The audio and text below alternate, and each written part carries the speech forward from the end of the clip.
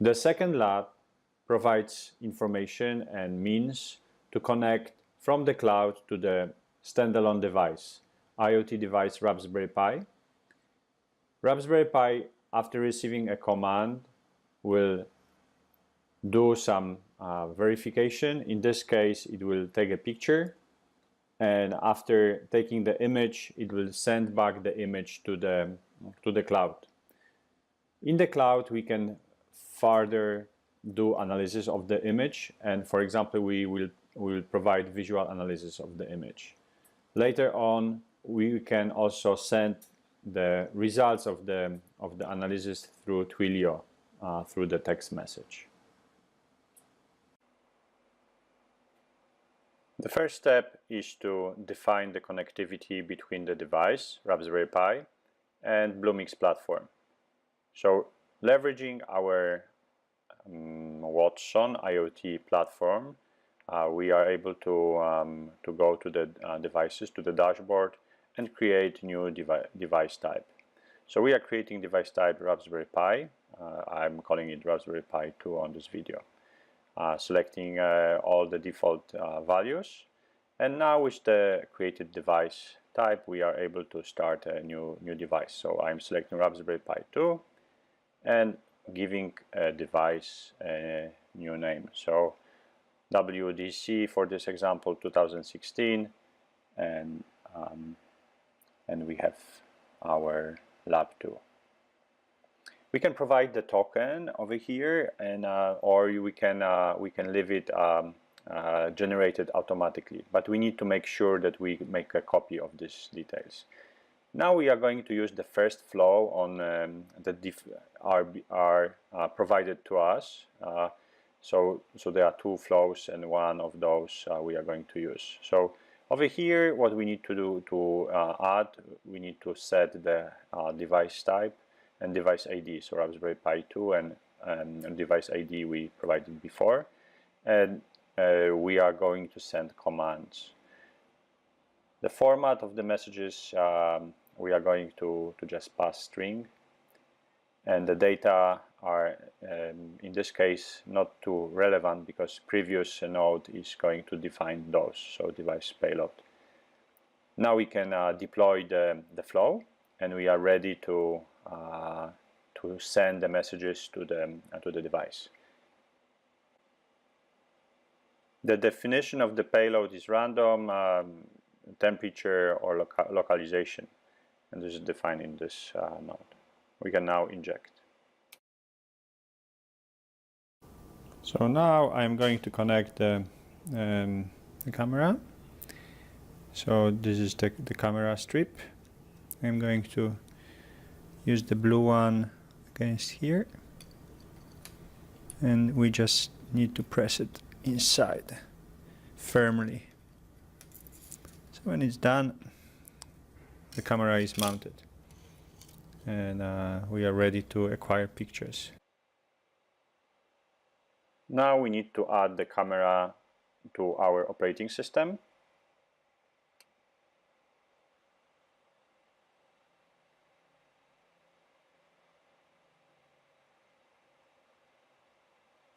So we are entering command sudo raspi-config, and we are choosing setup for the camera. 6. Would you like the camera interface to be enabled? And we select yes. So as soon as we finish, the next step is to restart the interface, and we will reboot now. So we lost the connectivity to the device. Now the next step is to obtain the information and settings to the camera. We need to do it in our Node-RED setup.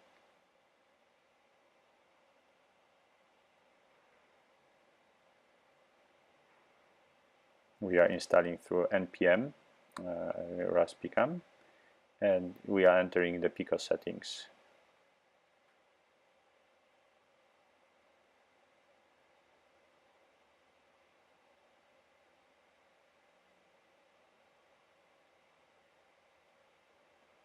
And function global context, we need to enter the setup. So RASBecome require RASBecome.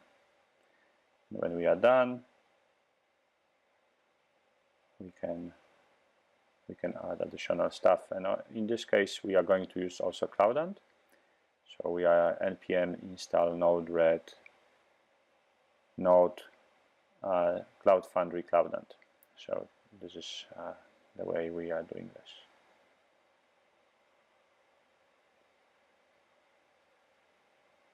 And now we can start our environment, either through restart or simply like this. We should see now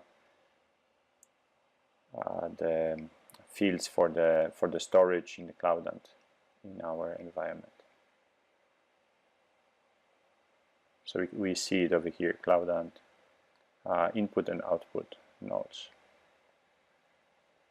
So in our node, we need to define the incoming node, which is WDC 2016 Lab 2, and this is the output field from the flow we did previously in Bluemix.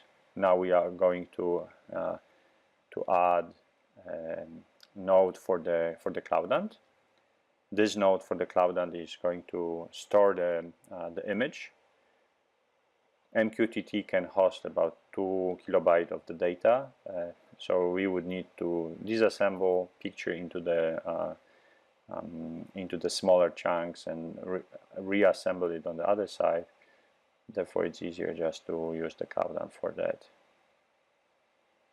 So we are taking a picture. It's a command setting up the environment,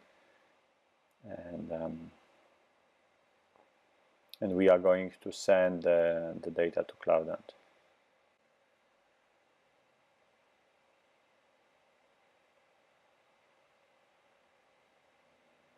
So we need to connect a couple of functions together. One of the functions is to use the encode64, and for that we are going to change this function into the exec, which is the red node. Let me find it. Oh, it's here in advanced.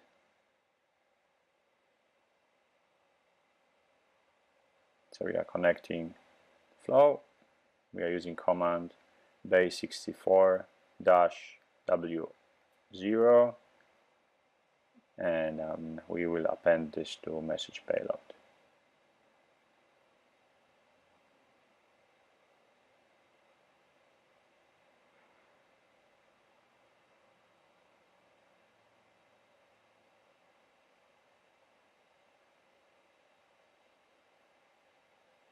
We'll also trace in the debug what has been done and the results of every step.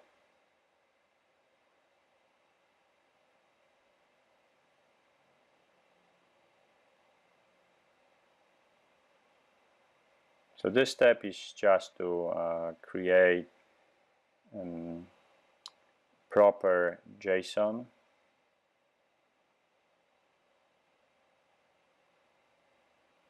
as it was shown in the lab.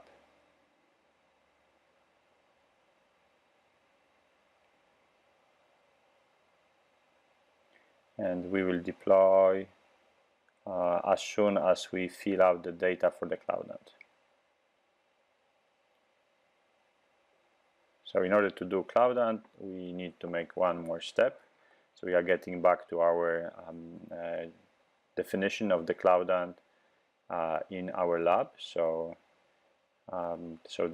in our services we have found the Cloudant, and we need to just add a new database next to Node-RED definition database. So we create a pictures database, and we are going to use permissions that are default over here. So default permissions from the Bluemix, and definition of this permission and connection is specified in the service itself. So if we come back to the dashboard of the service, we go to the connections,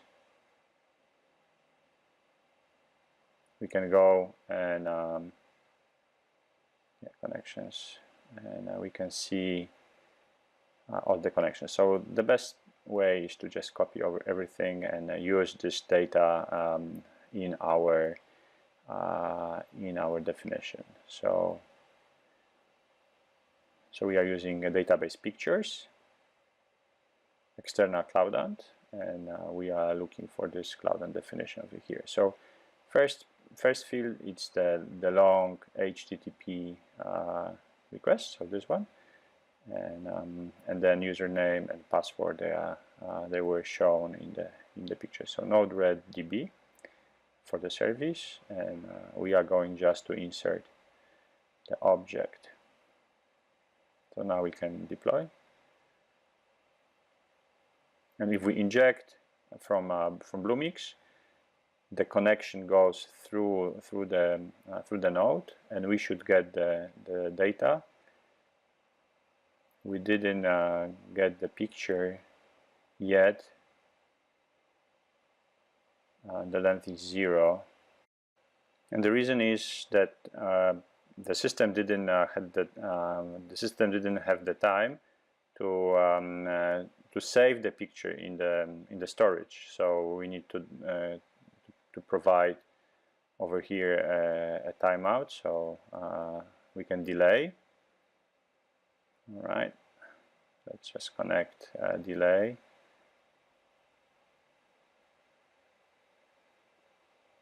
I cannot find it, so the best way is to just increase the size. Okay, maybe move a little bit, and now we can delay by, let's say, 1 second. It should be enough. So as soon as we deploy, we should be ready with the next step. So let's inject command on the flow on the Raspberry Pi. We received the command, we acquired the picture.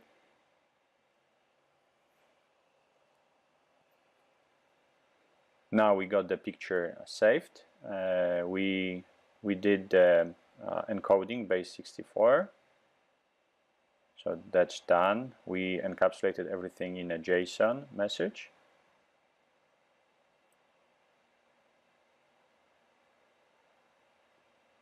You can look inside the take a picture command. So this is the command that we are using from the lab. So this is the contents we previously were setting inside.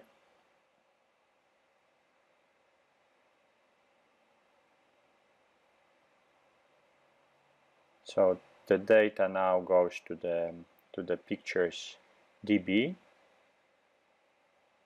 and we have 2 pictures over there. So this is the first picture we sent. Its length 0 because there was no delay in the flow. Now we should get the full picture, and we have the picture with the length, as you can see, 320, about 20 kilobytes, and this is the encoded version of the picture.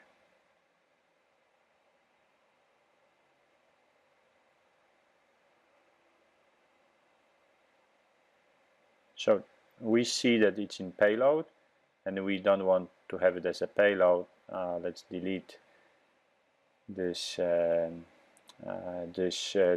records, and we will expose entire document. So store message payload object, and that means we will have all the data exposed when we send the picture.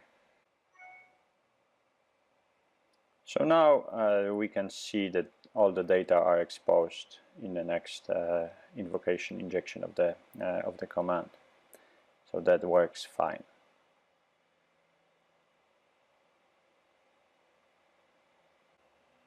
So let's now receive information or command or data from the flow from Raspberry Pi. about the document that we submitted to the database. So we receive first incoming IBM IoT platform document. We will use function to retrieve the document name, for example. Then Cloudant DB look for the database, look for data node. So prep query if we want to do, for example, index search. In this lab we will just get all the documents, so we need to make sure that we are getting only one document, so we need to always delete the documents. But later on you can get something better here. So we have to decode the picture and send the picture directly to our visual recognition. And in the Cloudant flow, Cloudant node, we need to get all the documents as I mentioned before. So either by index, which you can use. For the simplicity of this lab, we will just get all the documents. So now in the debug, we will see the data from the results from visual recognition. So now we can deploy our flow, and we can inject the data. They will be sent over to Raspberry Pi. Raspberry Pi is going to take the picture. It's going to take a picture of keys. So let's see what is the result.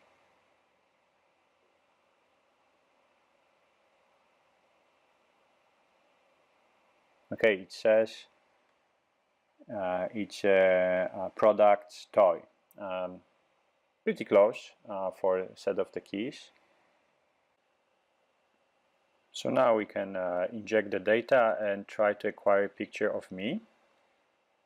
So I directed the camera on myself, and the flow is going through. We wait, delay 10 seconds. You can play with this delay factor, and now we see that there are people in the picture. So this is what we wanted to achieve, and so there are various ways now you can go forward with this type of the analysis.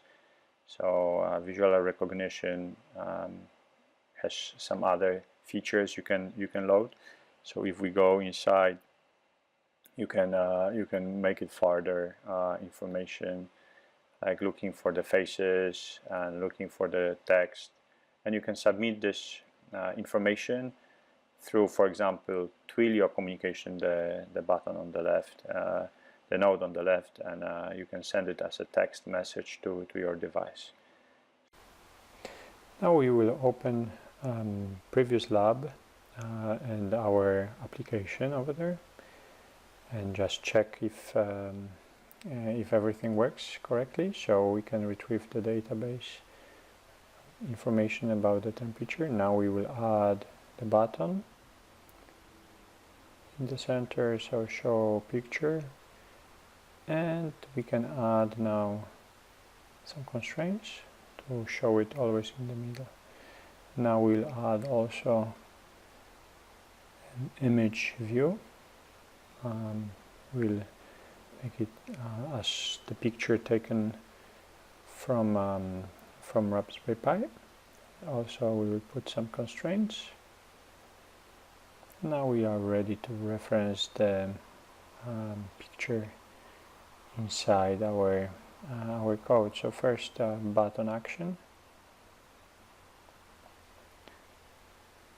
and now we will just log that the picture was the button was pressed, and the other one is our image view. So it's image from DB.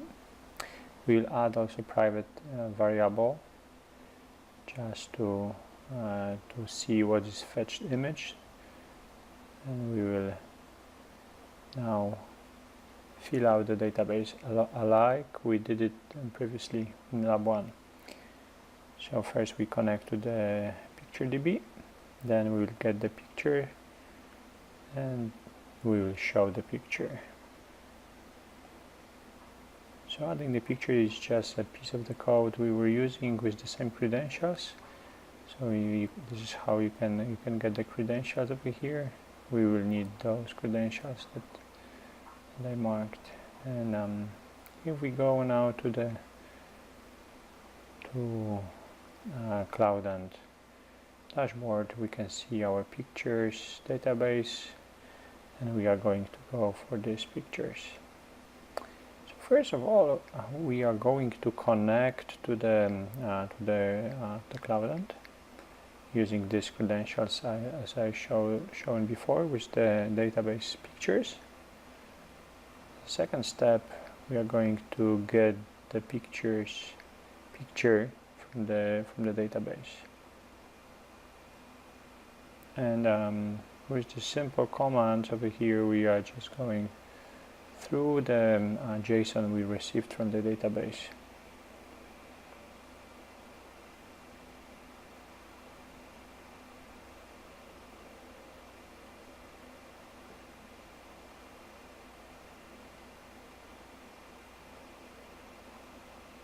Okay, and the last step is to get the picture, and this is the code we will need to get the picture. We will wait asynchronously. So when we start our application,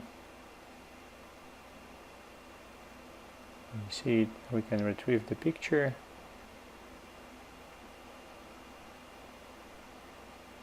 And we are going to see it after a couple of seconds. So I hope you enjoyed this lab, and let's see how you can manage now. A Roomba robot in the next lab. Thank you.